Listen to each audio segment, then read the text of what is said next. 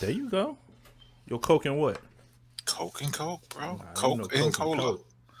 It's Coke and cola. You ask me this every week. And I'm gonna always wonder what's in that Coke, what's up in that cup, because I know for a fact it ain't just Coke and Coke. It's Coke and cola. You know what? You might be right. It might be Coke and Oh, Coke. cut it out. Cut it out. Somebody who is that say they'll be here in a minute? They on the phone. That's Terrence. That's Chip. All right. Chip. Why do he call himself Chip? Hey, I need to know. I need to know, LG. You got all these aliases. LG. I ain't never heard you rap. Oh, here go Tears right here. Hold on. He want the link. I just told him how to join. Just click the link and Tears hard headed. Who's that to say how you join? That's him. All right. The link is right there, bro. Right. I'm gonna drop it again. Click the link above. All right. So we had talked about this before about the Derek Chauvin trial. It seemed like a lot of people, there go Tears right here. A lot of people want this to be the Yo. What's up, Boss? Tears? Yo, I'm with my homeboy right now. Oh, okay. So you just coming in to say what's up? Yeah, that's a fact. He wanted to laugh about the piece of shit. Hey, where your boy at? Put him on right quick. Yeah, yo, tell him, bro. Tell him. What's up, fam? What's good? Y'all good? From New York, right? Yeah. Where y'all from? New York, Connecticut? Where y'all from? Yeah, I'm from Brooklyn. Oh, okay.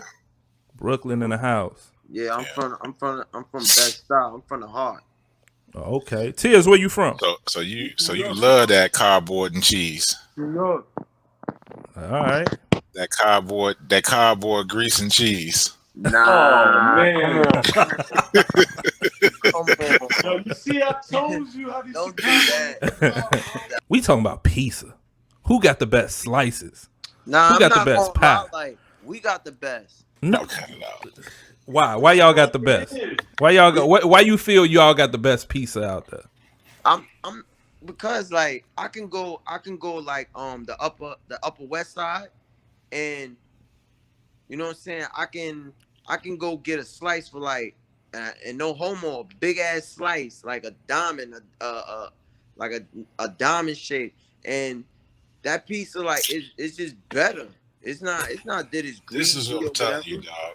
New York pizza is fast food for us. Right. Chicago pizza is a meal. That's the What difference. you mean is a meal? They doing it. Bro, it's a meal. Hey, you know what? It is the difference. It is the difference. You ain't never gonna.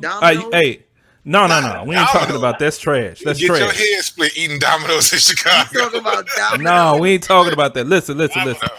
In New York, you could see. Listen. Hold up, there. Talking about Domino's or Pizza Hut.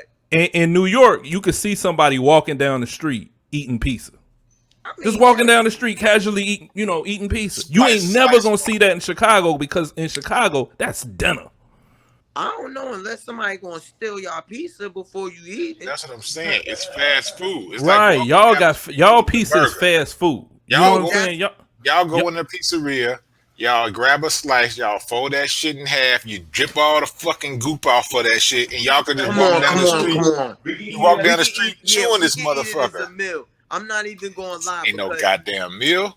How you can't eat it as a meal? So Y'all telling eat me- calzones as a meal. Y'all don't eat pizza as a meal. Y'all eat pizza like fast food. Like it's a snack. Right, it's a snack. How many times, you know what I'm saying, one of y'all been to New York? I've been to New York plenty of times. Bro, I've had pizza in New York. My wife from Brooklyn. My wife from Brooklyn. So if she I don't remember the name, fam. I don't remember the name. All right, so you ain't go to no pork on my fork. That's on 125th, and then on top of that, wait. The pizzeria don't have sausage on the pizza. So you wait. You went to a Pause. A back block pizza shop. Pause. No pork on my fork. Wait, y'all got a spot out there called No Pork on My Fork. Y'all eating vegan pizza? Y'all eating vegan pizza?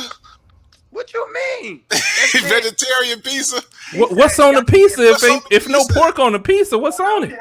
When I'm down there with somebody, everybody say I know the best pizza place, and it's always a different place. I don't know who you talking to. So you saying everybody down there eating no That's pork what I'm on saying. fork? You go down there with any They New not from the Yorker, hood. that tour guide gonna take you to a different spot. Right. You go to Chicago, they're gonna take you to two spots. They're gonna take you to Giordano's for that tourist pizza, or they're gonna take you to Home Run Inn. Now, if you go in the city, oh man, you got a Everybody doing it. Everybody doing it. It don't matter. You can just flip a coin and see what you gonna eat. Exactly. It's sliced. It's some sauce. It's some. I thought it was sausage or pepperoni, but I guess there's no pork on the fork. In New York, they barely got sauce on their pizza. Barely got sauce. They barely got sauce on their pizza. They trying to call us some It's some square cheap niggas. ass greasy. I ain't saying that. Hey, fam. I ain't saying that. I'm just saying y'all just got a bad. Y'all got a bad taste in pizza. That's all I'm saying.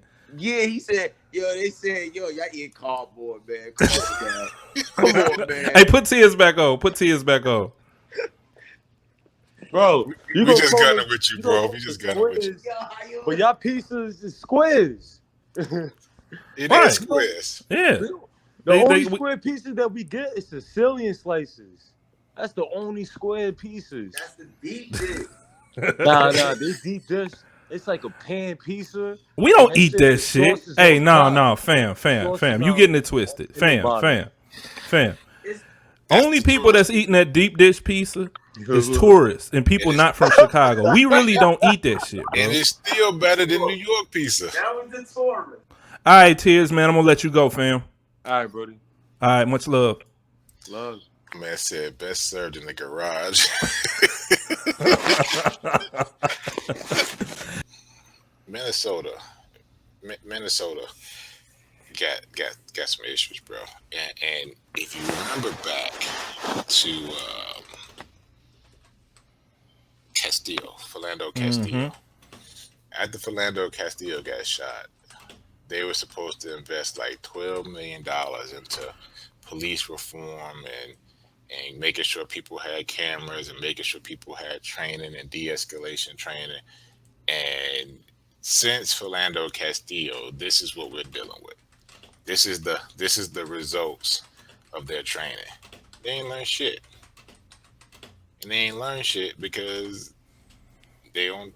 I mean, it ain't no repercussions for getting It's no real priority. Y'all spent that $12 million on fluff shit and bullshit, but ain't no real repercussions if it don't pan out. Right. Because we can see the actions now.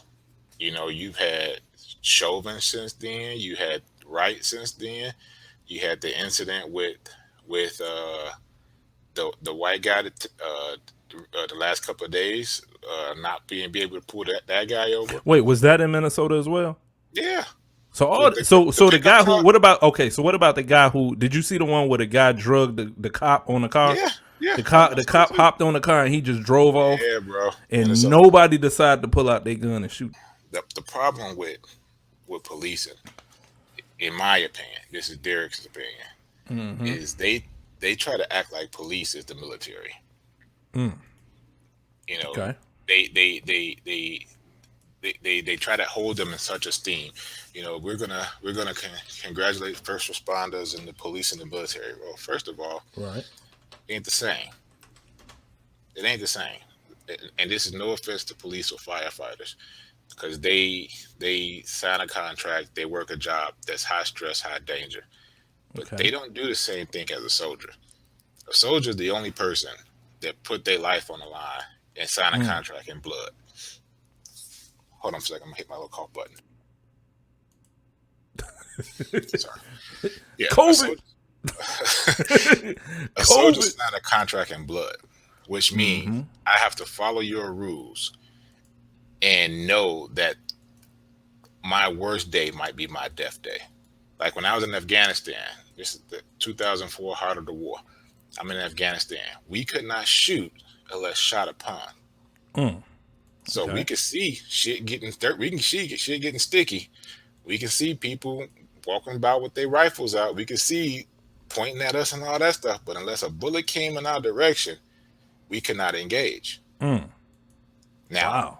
the difference is we got better guns. So wait. Hold on. Let me understand this a little bit. A person can brandish their gun, not shoot it, but you still can't shoot. Wow, that's crazy. Exactly. That right there. I mean, because you signed your contract in blood. Mm. You see what I'm saying? You Right. know that your service is to the government. Your service is to your country. If you die, that's the deal. You see what I'm saying? Right.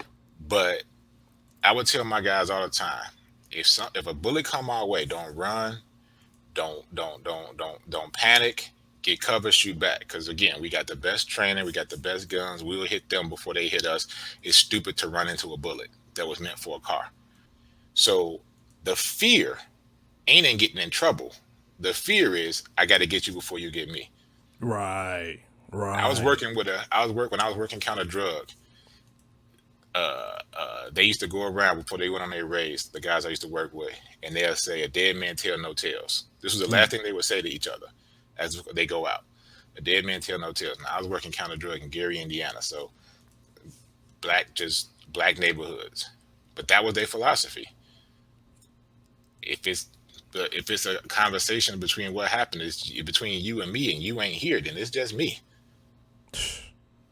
And that Crazy. scared demeanor, that scared, it's like you saw that thing with the cop the other day. Show me your hands. Pow. If I pull you out of the car, the police handbook, you take the suspect to the back of the car or to your car. You tell them to turn off the engine. You see what I'm saying? Turn off the engine, step to the back of the car. You're going to try to force somebody in the doorway of a car. She's sitting there trying to struggle to get her body in there while the cop is sitting there trying to deal with the guy. She could have, and the kid actually kicked while she was, taser. She could have shot a partner. She could have shot her trainee.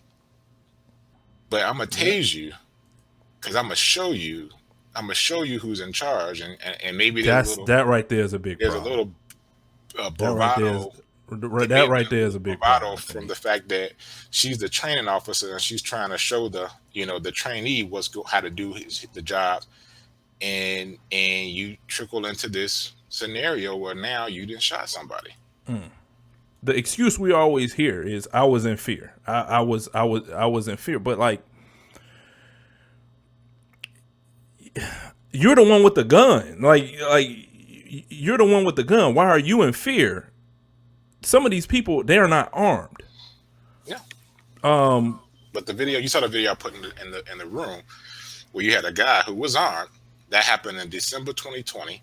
You had a guy who was armed, threatened to shoot the cop 3 times, had his hand on the gun, and they're telling him to step out, and he's like, no. And then he said, okay, I'm just gonna drive off, okay? And he just left. He just left. Didn't bother, like nobody bothered to bring it. No taser. The dude said, I'm gonna let this dog out on you, and he said, and I'm gonna shoot you. And he had his hand on the gun, and then, come on, buddy, come on, don't make me do it, buddy. Come on, buddy. So we talking about what's going on in Minnesota, man. That's a dope background. Where you at, bro? Oh man, he got a nice little Torture TV in the house. Yeah, buddy. Yeah. We in the building. Torture TV. How y'all doing today, What's man? up, baby? Y'all good?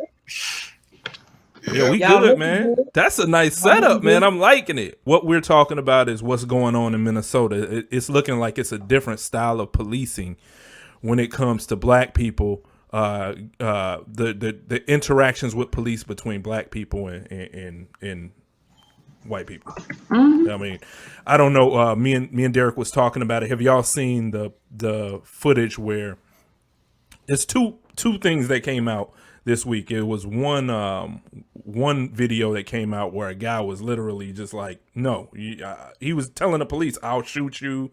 Mm-hmm. Y'all ain't gonna arrest me. And he just basically just drove off and they let him. Drove off, yeah. Then today I see a video where this guy was in his truck just going crazy. He's moving around. They couldn't stop him. A cop jumps on the car and he still just drives off. No taser, no gun, no. I'm getting sick of it. You know what I'm saying? Like, I'm getting sick of it where all this stuff certain people can do, but a black person, they got to have a knee on their neck. Oh, hey Paul, you really What's honestly believe, bro, that is something that's just like not just going on in Minnesota, I mean in Minneapolis, but it's like No, more I just said it. I just said it. I said this is happening everywhere. But right Yeah, now, it seemed like because a lot of stuff is happening in Minnesota. It's a hot button issue right now. Minnesota is hot and eyeballs is on it because we're seeing a lot of stuff recently.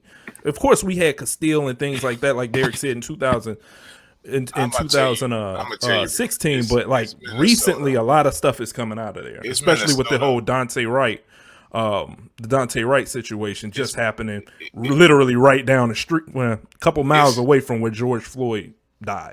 It's Minnesota because they're not used to it. So they ain't as good as Chicago is in masking it. Let's be for real. LA. That's where I think I was leading to.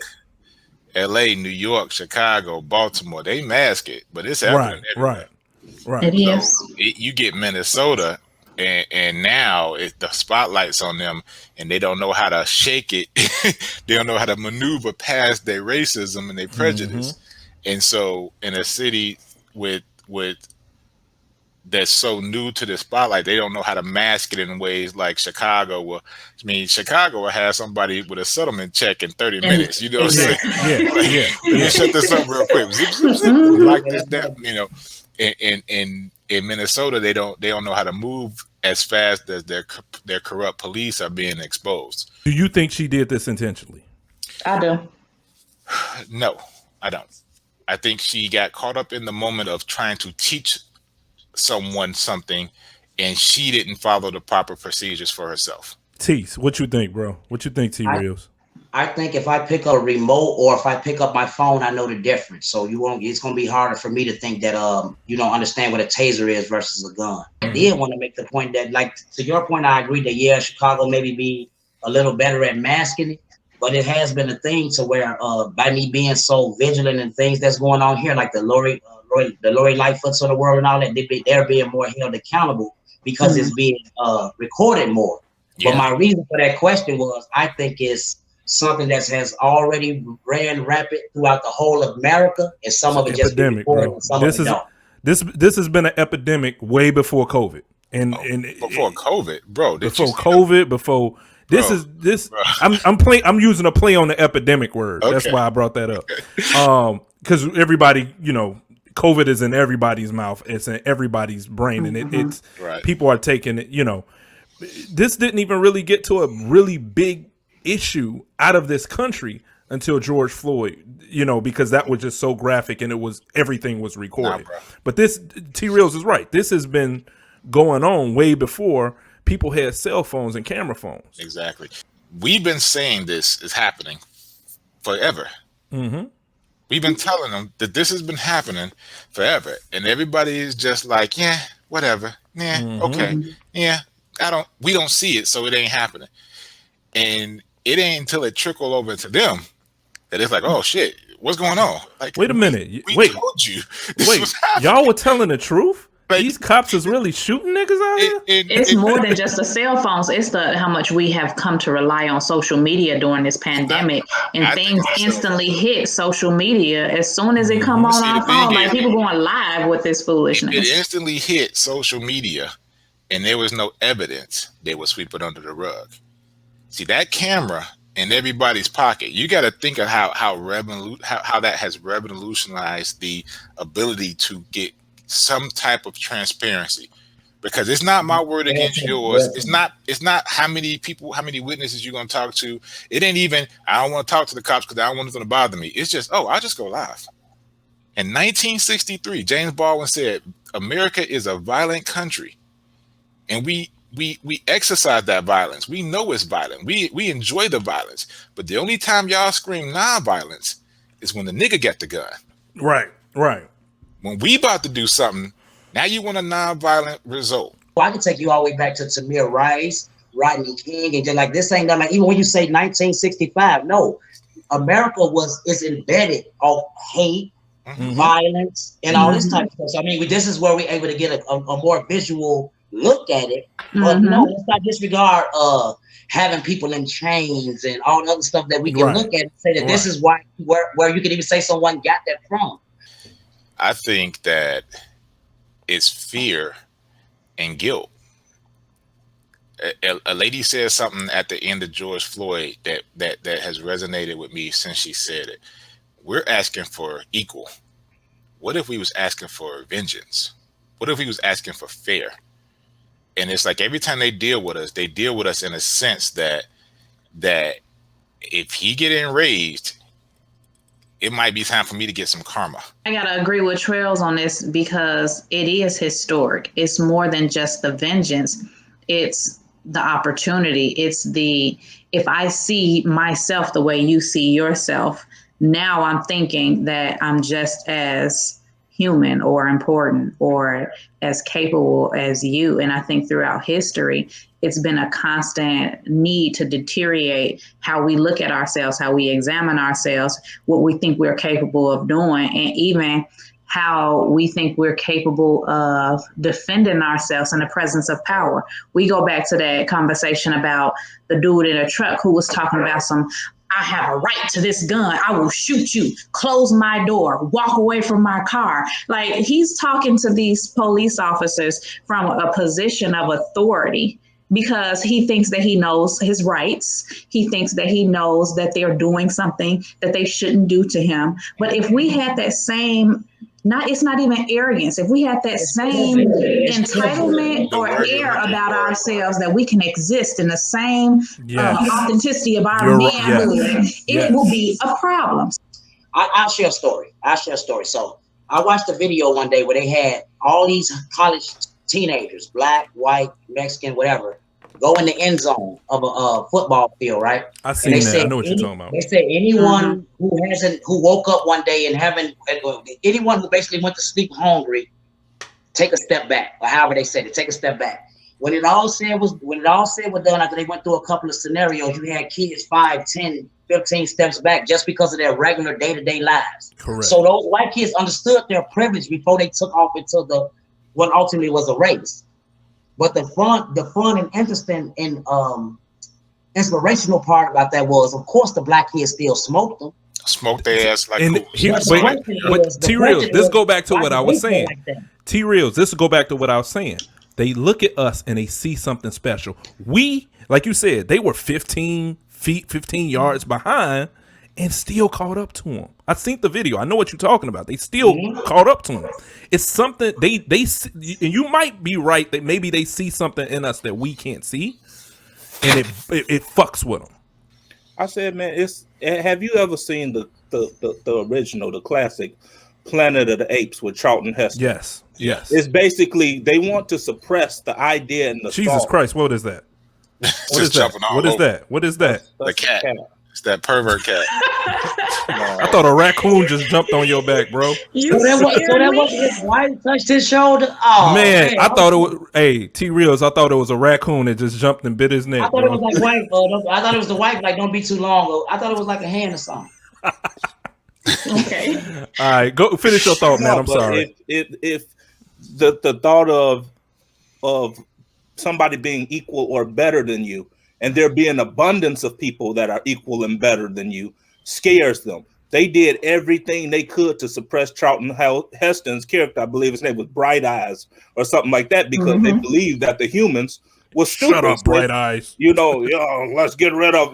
Basically, they were trying their best to let the truth not come out that we're better or just as good. You know what I'm saying? So it's like it's always been an agenda to I guess tear down African Americans or black people in just general. I was you read the book with me, The Count of Monte Cristo. Remember Count of Monte Cristo's slave Ali?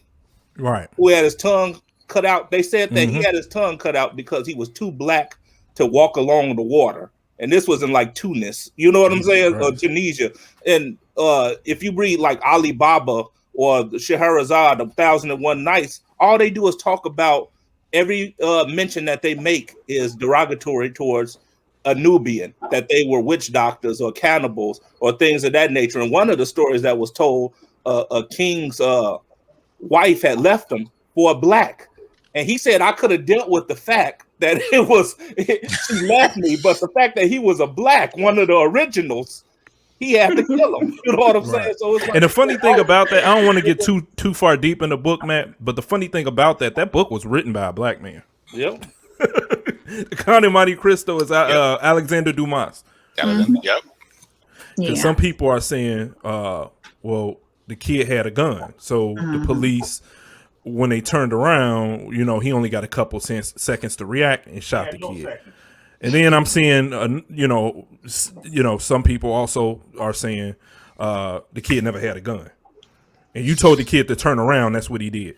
He had a gun. He had a gun. Yeah. Okay. So let's say even if we all can agree he had a gun, where he dropped the gun. But why? I mean, he gave that shorty 10 seconds. 10 seconds, not even 10 seconds. No, bro. What video you listening to, bro? It wasn't even 1 second. No. Bro, it was like a tenth of a second. I said he didn't even give him 10 seconds. Oh, okay. You said he turned around and he blasted him. Yeah. You know what I'm saying? Shorty turned around with his hands up and he shot him. Come on, man. Okay, so you asked me a question and you said, "What do I think about that?" Yeah, how you feel about that? You in Chicago right now? I think Jada, where you in Chicago too? Yeah, right now. Okay, Matt, you in Chicago, so I want to get y'all takes on it first. Then me and Derek could go. How you feel about this, T Reels? What's going on with that? Well, I feel sad, but outside of that, it's not nothing that I really don't expect. I'm not the type of person that sit around and see why something did happen and why it didn't happen or why the kid got shot or did he have a gun. All I know is I watched the situation that I covered on Torture TV just last week where a guy went in a supermarket and killed 10 people and y'all found a way to walk him out. So don't tell me about it. He had a gun, is that and the third. Now I would argue the moments of him being shot, his hands were in the air. And then to the bigger point, I don't think it's a training issue. I think it's more or less, should I shoot or should I not?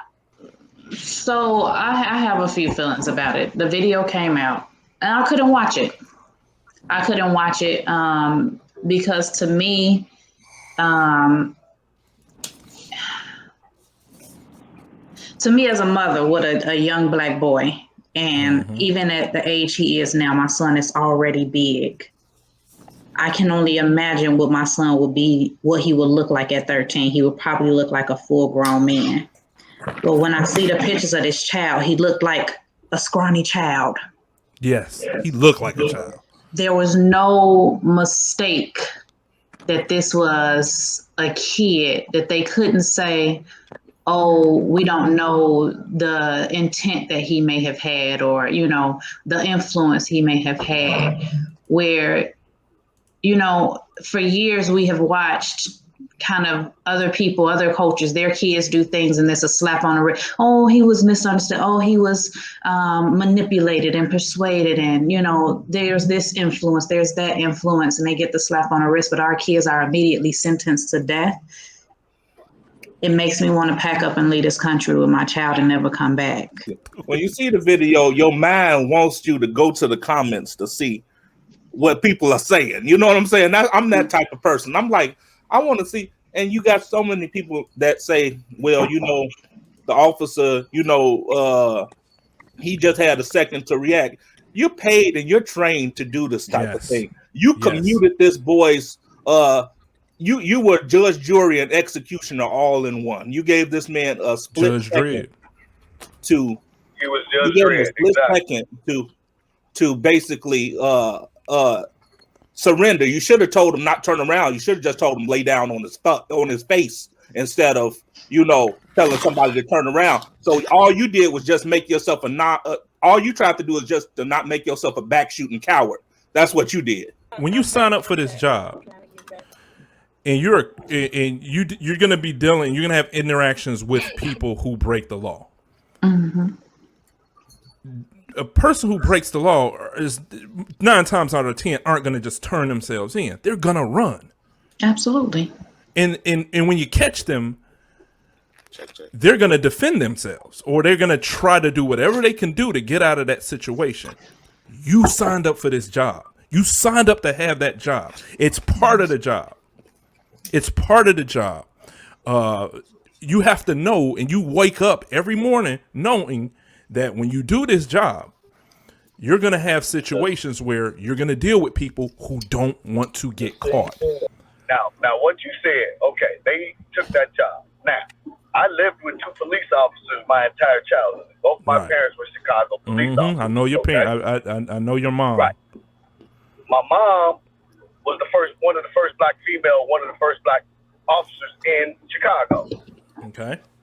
And she told me that the training that these cops have now and the things that they're doing, had she did those while she was on the force, would have been fired. All the things that these cops are doing is not what they're supposed to do.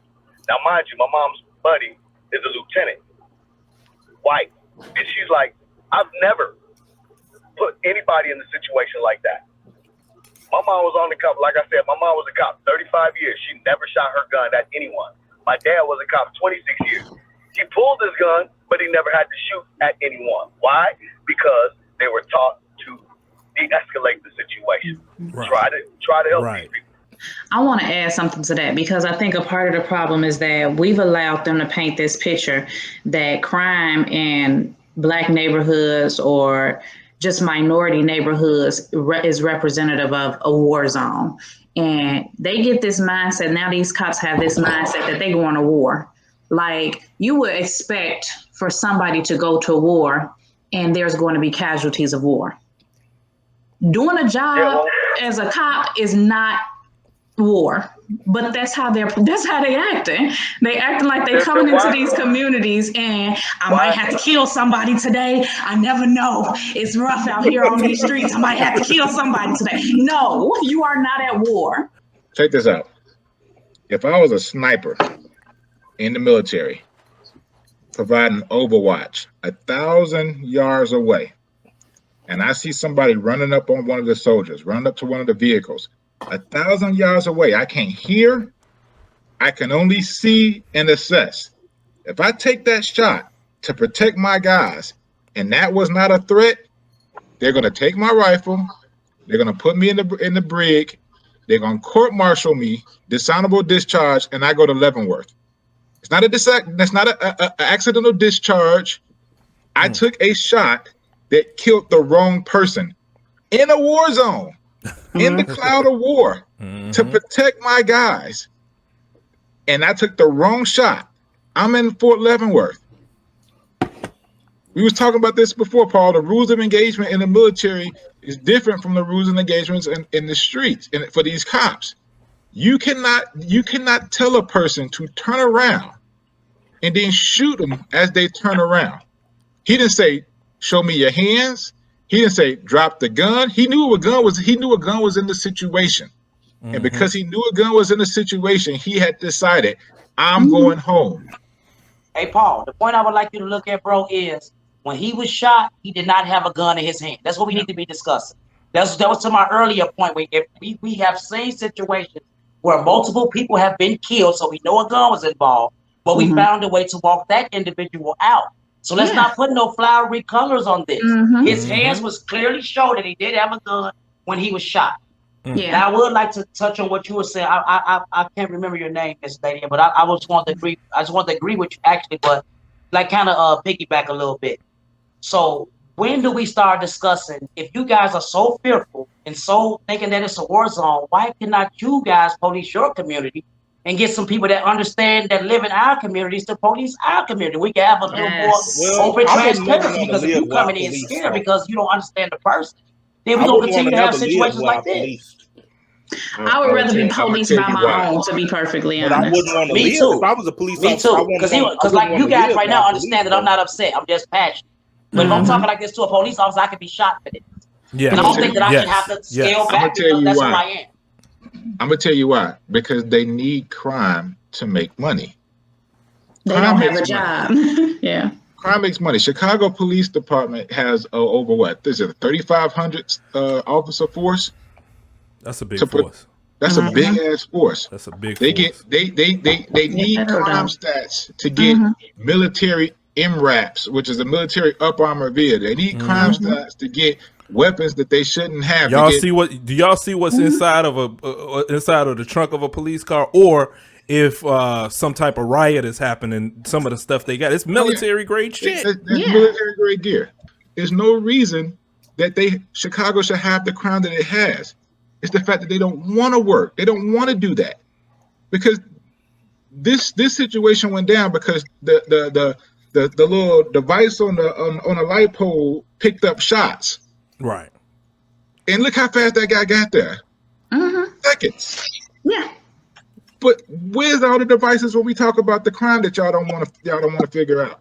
They solved the case with the Empire actor in record times using technology and means that they don't usually have. I'm gonna be perfectly honest. They don't supposed to have. And they got that in record time. They bouncing. They using CSI, the subway video camera, and the ATM camera, and where's all that heat and that passion, that case closure rate when it's a regular person? That's why, like me myself, that's why I don't really be with all that just brushing stuff over it or finding an excuse. No, I am vigilant and mature enough to look at a video or to look at whatever situation it is. And I've seen situations where people was wrong and they got killed or whatever. Like, so my thing is, I hear that he ran, I hear he had a gun, I hear all these different things, but I don't hear no reason yet for him to be shot. No one talking about that. No. Right. But my thing is, anybody can make an amazing shot, but this ain't the Wild Wild West. This ain't Billy the Kid. Ain't nobody spinning around and getting off a hip shot. You know what I'm saying? Ain't nobody spinning and getting a hip shot on you. They keep saying there was a split-second decision, and that's the part that pisses me off. The decision was made. His gun was out. Yeah. The decision was made, because I can be honest with you and say, I saw a gun. I can be honest with you and say, I slowed this down and I saw him angle when the gun was free. I can say I saw the gun in his right hand. I can see I saw him toss the gun. Okay, so you can say, I'm so sorry, but you said turn around. Threw the gun. Yeah. But when you said turn around, the momentum of the hand was empty. And if I can see it in real time, just like you can see it in real time, if I can see it in slow-mo, just like you can see it, hold on. If I can see it in slow-mo, just like you can see it in slow-mo, then the officer should have saw it too. And everybody keeps saying, well, the media only show you the shot with his hands empty. Well, nigga, because that's the one that matters. A BB gun in the park, so I could just be playing. You didn't even give me the chance to see, just like that kid on Chicago. There is no chance with us. There's no. You made me get here. I'm gonna shoot your ass. You made me get here. You know what I think? How dare you know what I think is interesting, bro? How dare you do this? How dare you make me chase you? You know what I think interesting though, y'all, is like you wasn't fearful to chase him, knowing that it was a shooting that just happened. But when it came time to see your hands and then the third, you got so fearful now it's time to kill somebody. Yeah. When the Alabama police officer getting violent, nobody care. When the cops getting violent with us, y'all don't care. But when we get violent back, now it's a fucking national emergency. Now it's the issue. Right. It's a problem. Please remember to be peaceful. Fuck your peace. Fuck your peace. Because you're not peaceful with us. Facts. They got this thing where they're more concerned about property over people, right? So if they think that it's gonna be a thing where some property gonna get involved, and you'll see everything get put out there. They had salt trucks already ready dispersed. They had everything ready to go.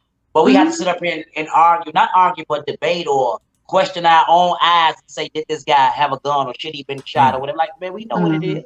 I'd rather see. I'm gonna tell you guys one thing. I like my racism up front. I don't like my head and I don't know what it really is because I got friends of all different. Yeah, I like my racism right. I like my racism right in my face. Let me know what it really is. You know, I'm telling you. I like my racism nice, fresh, and in my face. I've been watching these Can y'all hear it? police encounters that have been all over the news over the past few days. The question I kept finding myself asking when I was watching the video of the lieutenant who gets pulled over by the cops. He's in military fatigues, right? One of the troops. He's being treated trash by the cops. And not like just as a troop, as a human being, he's being treated like trash. The They audio's claim good. they were afraid, but there's only Yeah, one it's all person good. exhibiting fear in that video, and it's him. And I found myself watching that video over and over again, and I realized it's because I had one question that kept on nagging in my brain, and the question was, where are the good apples? They Because we're fire told them. time and time again that these incidents that Black Americans are experiencing are because of bad apples, right? There are bad apples in these police departments who are doing these things. They use chokeholds that are not allowed. They use excessive force. They're violent in their words and their actions to the people they're meant to be protecting and serving. These are bad apples. We've got to root them out of the force. My question, though, is where are the good apples?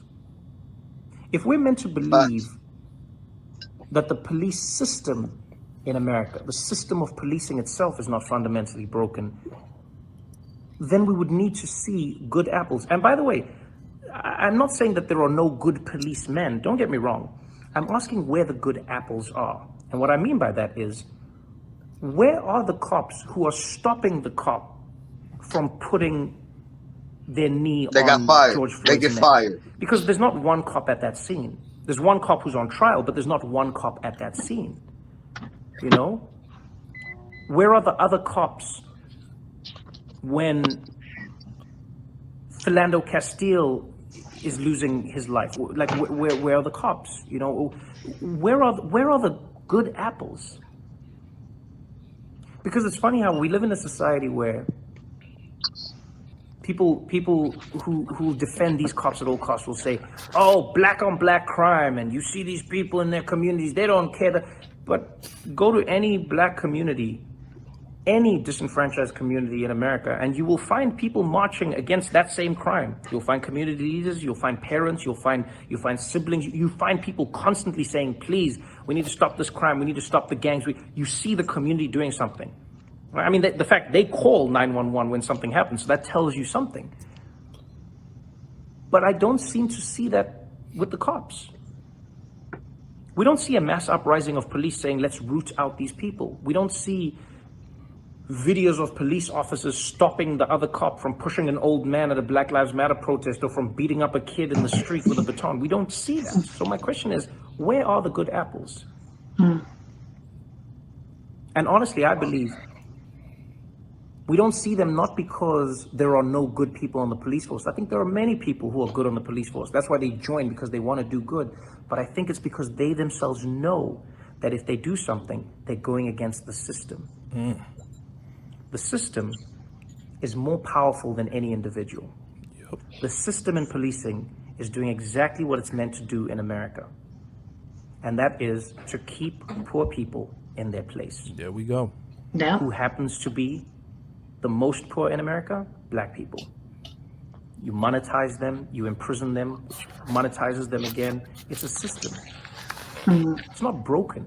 It's working the way it's designed to work. And once you realize that, I feel like you get to a place where you go, oh, we're not dealing with bad apples. We're dealing with a rotten tree that happens to grow good apples. But for the most part, the tree that was planted is bearing the fruit that it was intended to. They set it up like that. They set it up to make sure that you stay quiet when you see something you don't vibe with. Exactly. But if you don't stay quiet, you're gonna have to risk it all to do it. And you got rent, and you got kids, and you got everything going on too. Are you gonna risk it all to say that so and so did a bad thing? So the system is in place to make you stay quiet. And if you give me a favor, I'll do you a favor later, and that's how good old boy networks work. You know. I believe initially it can be some good apples in that bunch, but the way I described it on Torture TV just earlier this week, if you have a rotten apple sitting right there and a good apple is sitting alongside it, laying up against it, gonna ruin what's that gonna happen to all the apples? So until you remove those apples that's rotten, we're gonna continue to deal with what we're dealing with now. Right. But he said the tree was rotten. The tree was rotten, and that tree is doing exactly what it's supposed to. I heard that, All right, Paul, my and that's brother. why I wanted to make I sure that gotta go. that I expressed the way I stated it, because I don't know if the whole tree is rotten. I don't know about that. I think No, that more or less it is. No, the tree, it's more about that the tree, wall of silence part, listen, where you guys are cooped up in this bunch where the tree, you got the the tree blue wall of represents the silence, you got all system. this systematic racism, and then ultimately it makes you rotten. But I think you ultimately was a good. I think you started off being a good fruit until you got in Well, that no, bunch. I think you're looking at it the wrong way. The tree represents the system that I all get this that. is No, in. I get it. I get it. So the system is doing exactly what it's supposed to do. You just sometimes it gives it's you a supposed good to fruit. hold us black folks back. Right. I think The when tree you is get right. into I mean, a system I that's already, can understand that. I can understand that analogy. It makes sense. Yeah, the tree is rotten, but out of that, you do get good apples out of this rotten ass tree. Every once in a I while. don't know if I want to Every call it once a in a while. tree, because to be a police officer, sign up for any of these jobs is selected. It ain't just like you just popping out at birth and you told you got to be a cop. You select to go into the force. And my parents taught us a long time ago, evil communication, corrupt good manner. And there is absolutely no way that you can take a job and understand how this system has not just played. The thing is, look at the historical context of anything that you get involved with or any conversation that you have. When you look at the history of the police system, it's always been designed in this country to keep certain people in check.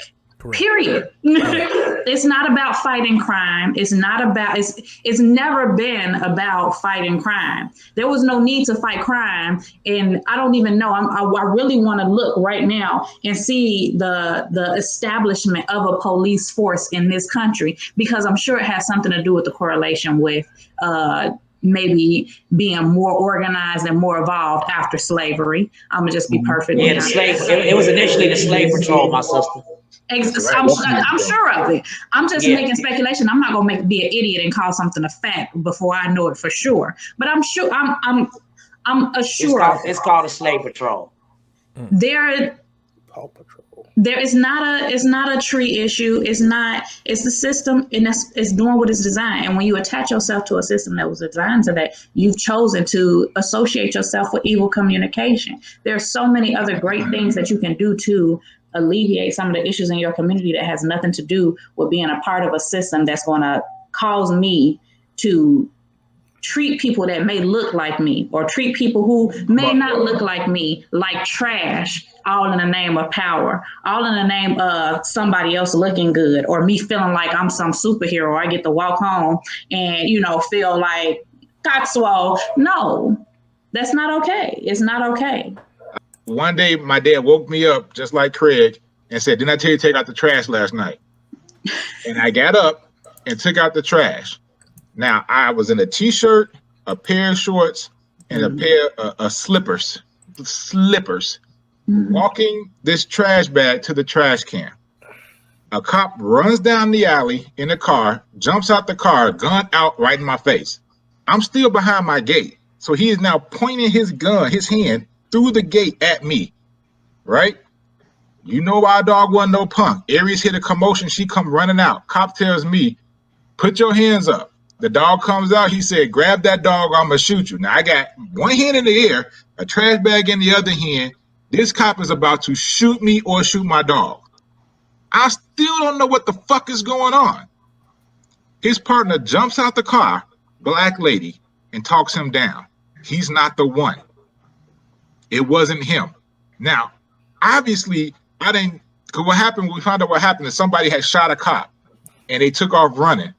But I didn't shoot a cop, take off running, switch my clothes, and then decide to take somebody's trash out. Like, common sense would have told this cop, that's not the guy. I got a story.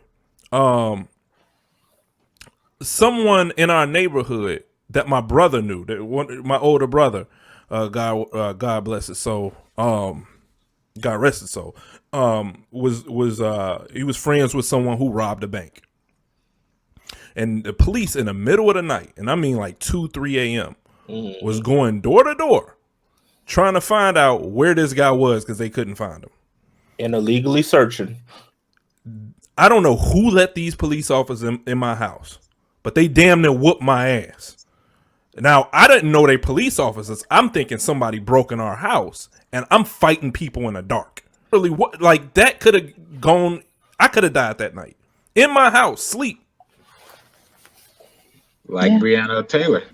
Mm-hmm.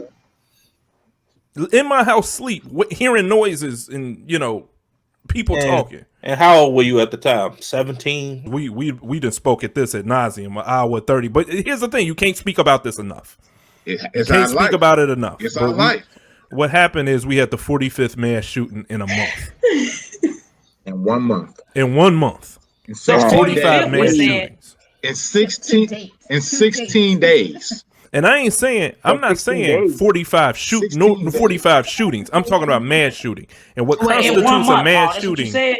No, 16 days. It's only the 16th.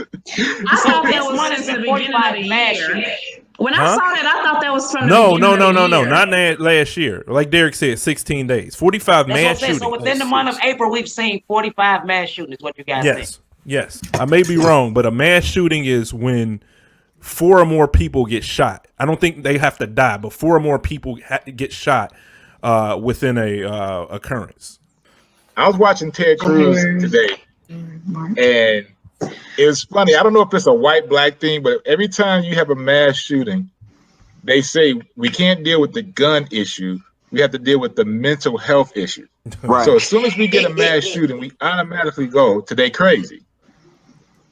But these same hypocritical motherfuckers talk about Chicago. It ain't a when they talk about Chicago, it ain't a mental health psychological issue. It's not a mental issue.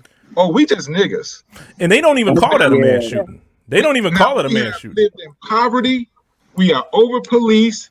All these guns coming from Indiana. You're never uneducated, angry as hell. It's not a mental issue for us. But when it's one of them, or when it's a mass shooting, it's a mental issue.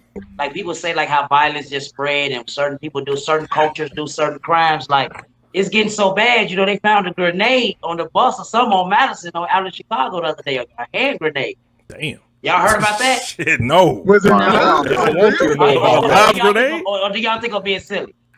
Was it a live grenade? It was a grenade they found on the bus in Chicago. Was it live though? Grenade. Like it was a live grenade. Jesus. But it's certain things that it's not a criminal act until Black people engage in it. I'm just thinking about like hippies and stuff like that. Back in the day, they was getting high than a kite. The minute drugs start being, all right, we want to get high too. We want to, Right. Why y'all having all the fun? See the bluebirds it keep us calm. It keep us calm. Right. Y'all done went to Woodstock. Y'all done went to Woodstock and had all this fun. Let me get in on that. We ain't trying to take vaping from them when they was doing the hair sheen and all that snorting that. Y'all remember that? No, you gotta go to jail. Whippets. They be doing whippets. No, it's not fun anymore. It's criminal. It's not.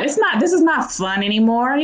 Peace, love, and hair grease. They was in Woodstock blowing up, bro. Man. I'm pro defending my house. However, I can reach over here and grab an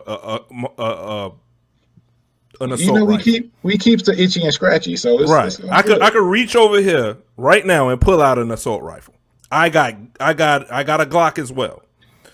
I'm pro gun, but I do think it is too easy to get them. It shouldn't be a thing where I walk in the store and have my gun in 15 minutes. Are you a pro? But are you a gun nut? That's the thing. No, I'm not no gun nut. I think Derek might be a little bit of a gun nut, but I don't like the idea of them, but I understand the necessity of them. Hey, I'm telling you, boy. My thing is it too easy to get a gun? Derek, do you think it's too easy to get one?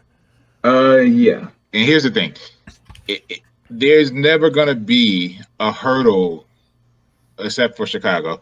There's never going to be a hurdle too high for a law-abiding citizen to get a gun. But they did it. A guy was on CNN today talking about a study, and he said that the issue is when you go back and you look at the stats, not these talking points that these politicians say, but when you go back and look at the stats, you have all these mass shootings carried out by people who had malicious or murderous intent, and they were not gun owners. So that means they decided, I want to go kill somebody, and within 15 minutes, they was able to go purchase a gun. So if you're telling me that the people who own guns, who respect guns, who are gun owners, are not going out committing these killings, but the people who have murders or intent are getting their hands on guns, then we have to address the issue how people with murders or intent get guns so easily without any checks or balances.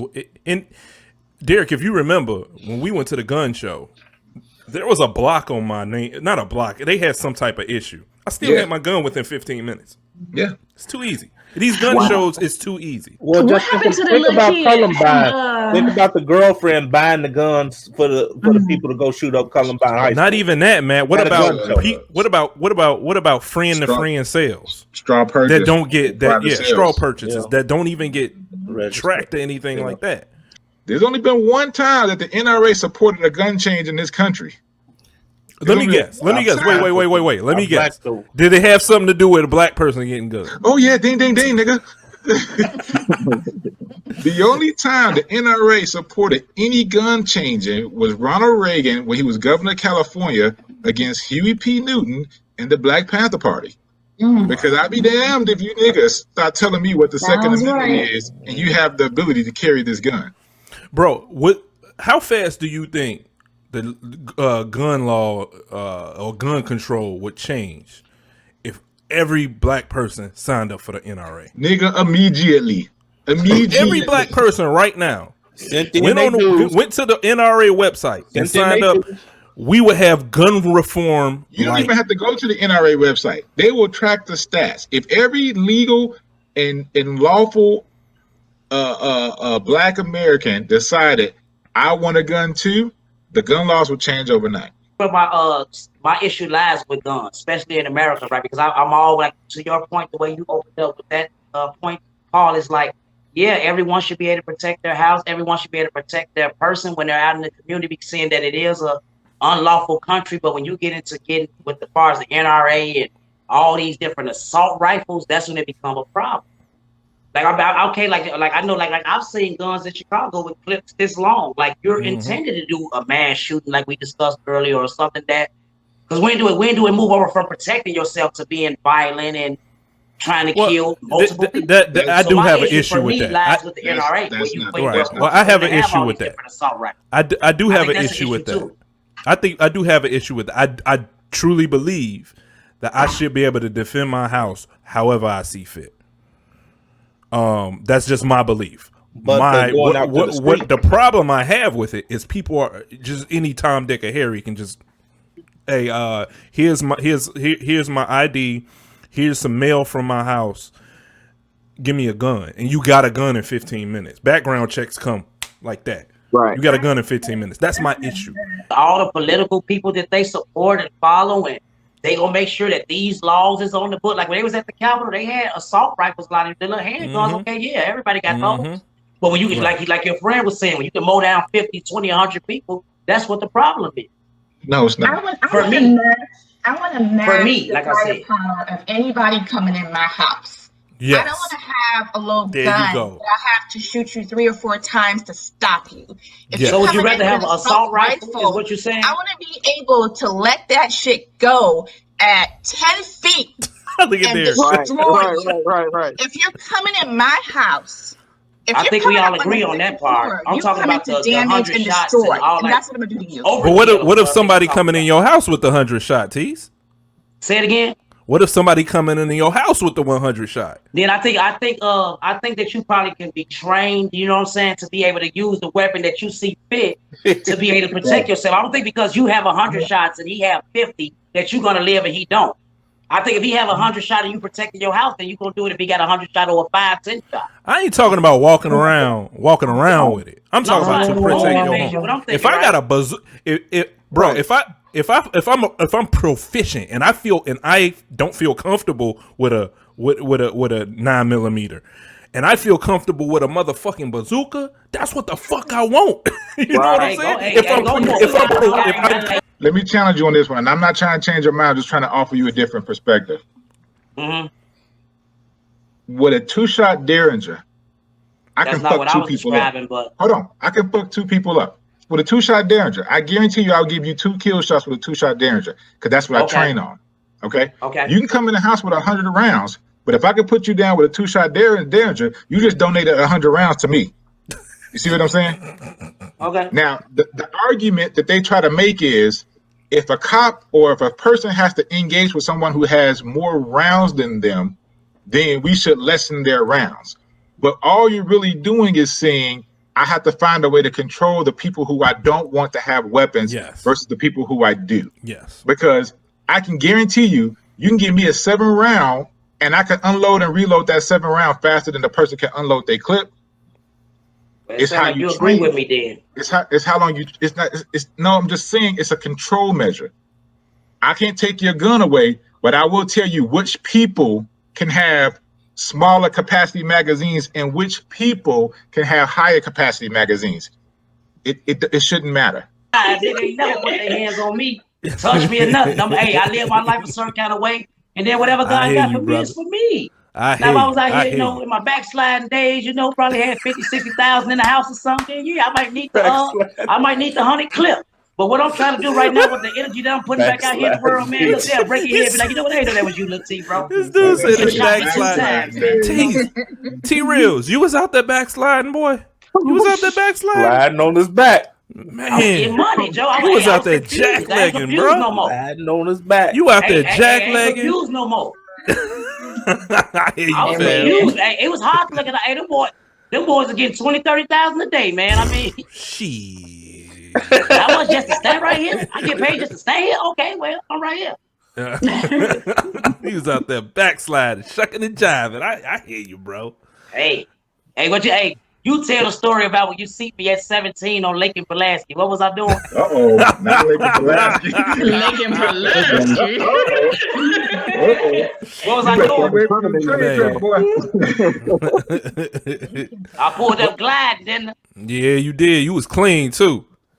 My man pulled up. What can I say, man? I've been blessed, man. I've been blessed, and I honestly, it's always hindsight is always 20/20, you know what I'm saying? But the reality of it is, I legitimately feel like that, you guys. I ain't say no 2-shot or nothing. I want to get him up out of here, but you know what I'm saying? By the time I get the 12 gauge and then, and put the thing around my arm and get something that kill me. When I gonna let this roll, whatever I got. You know what I'm saying? I'm gonna tell you like I told my old man, because my old man, somebody broke in the house on my old man one time. And I told him, you know what's the most frightening sound to a burglar? Click, click, click. I was so proud and so frightened at the same goddamn time. I opened the garage door, and when the garage door came up, that gust of wind pushed the door open. And when the door went open, I didn't come in the house immediately. The alarm went off. So the alarm's going off. I run in the house. This G.I. Jane over here is clearing the room like I showed her. The kids are in the bathroom. The door is locked. She is walking down the hallway. You better announce yourself. And guess what? I was a proud husband at that point because I know you almost got clipped though. You almost got clipped. Just go ahead and admit it. She almost shot you, bro. Almost. I was looking at the new video about the young boy who was being harassed walking down his own neighborhood by the sergeant, and people are like, well, there's more to the video. I'll reserve my comments until I see the rest of the video. This is all there is. This is all there is. You don't need to see anything else. Right. This is what it is. And here's the thing, why couldn't he just keep walking? He could have walked away. Well, then when he asked the sergeant, where do you live? I don't have to tell you where I live. Right. Well, he doesn't have to tell you why. Why do I have to worry about what he's doing? Like he control the world. Correct. Why don't you go in your house, dude? Why don't you go in your house? About that on Torture TV, and I recommended everybody to just step, you know what I'm saying, what I would have done if you guys would like to know, you know what I'm saying? Go ahead. Tell y'all.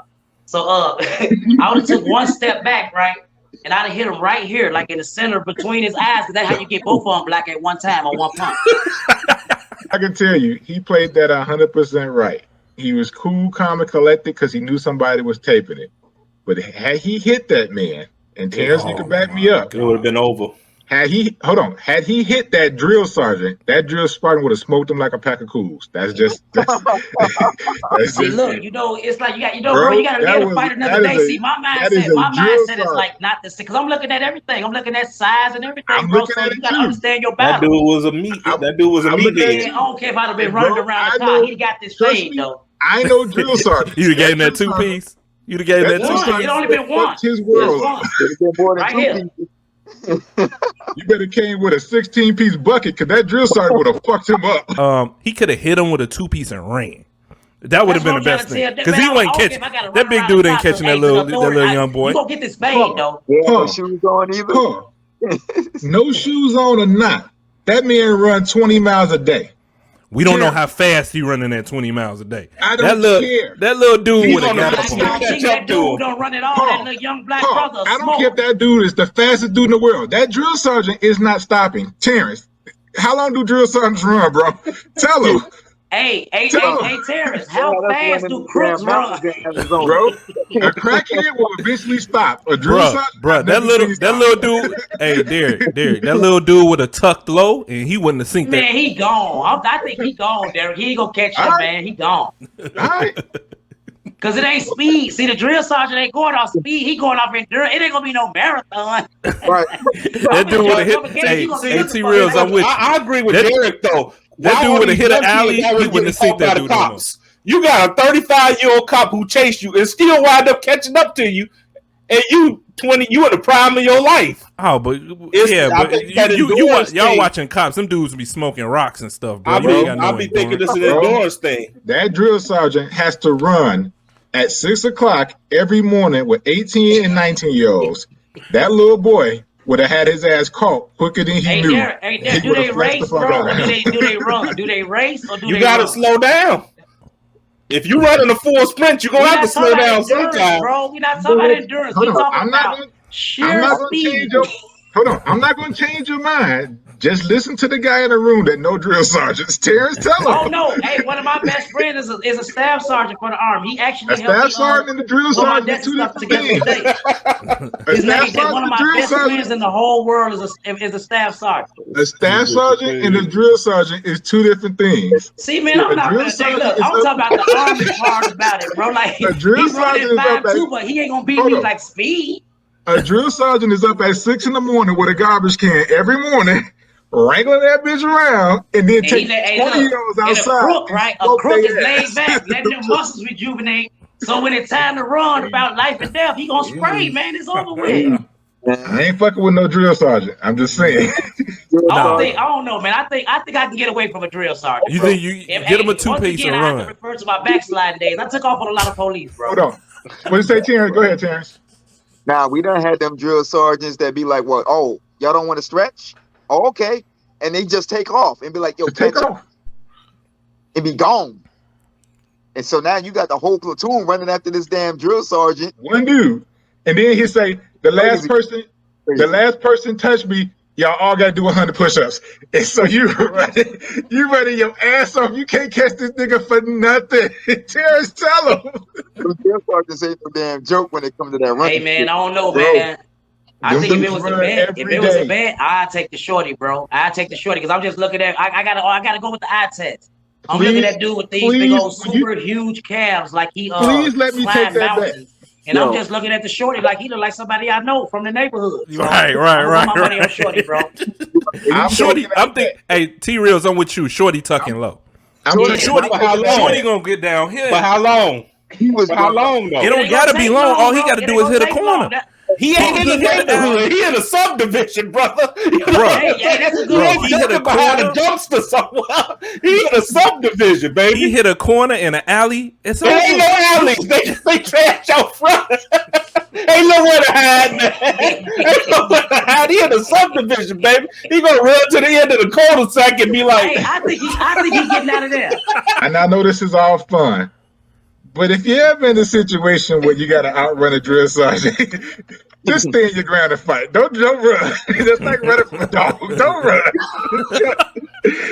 I'm just telling you. I don't know, man. my experience, your odds are he gonna get on that ass. But you know what? I got to be honest because I know we ain't gonna be on here too much longer, right? So it's like I got to be honest. Hey, Derek, like you said, I know you explained to me your experience. You can't beat me in a race. That's what I'm trying to tell you. You're not a drill sergeant. Hey, matter of fact, let's set it up, man. Your drill sergeant and me, man. And I'm 40. He wasn't trying to beat him in a race, though. He was trying to beat him Get your drill, hey, get your drill sergeant and tell him, man, tell him what's up. 40. Man. Hold on, you 40. When the last time you ran? When the last time you ran? Blocks. I ran about 2 weeks ago, right? But I retired from basketball 2 weeks ago too. On the same day I ran. So I ran and retired on the same. You basing this on cop on the TV No, I'm show not Cops. basing this on cops. I've seen people running. They're not gonna show. They're not gonna show where the people got away. Oh my god! You know what I'm saying? I've seen people run and cops right on their tails. Yeah, they're not. You're not gonna see. They're not. You'll never see the video where they got away. Run 2 blocks before they I'm about to play something right quick. I'm about to play something. Hold on, y'all. Hold on. We can't hear you, T. No, wait. Don't say nothing, T. I'm about to play something. Hold on. Oh, come on, man. This dude was a freak of nature. Come on now. This dude's flipping. Come on, man. This dude a freak of nature, man. Come on, man. Don't even put him on there. That's the exception to the rule, man. Come on now. He was about this nigga ninja. Come on, man. Go ahead and play the video of Michael Vick brother who was running away from the police and got caught. Oh my god, look at it. I gotta play it again. I'm sorry. The flip. That boy gone. He flipping and everything. That's a freak, man. That's just a freak. He needs to be in the combine. Come on, man. Bro. My man, I ain't never seen nobody stun on the cops like that, bro. He doing back flips, front flips, hopping over fences. Going one way or the other. He was just showing out.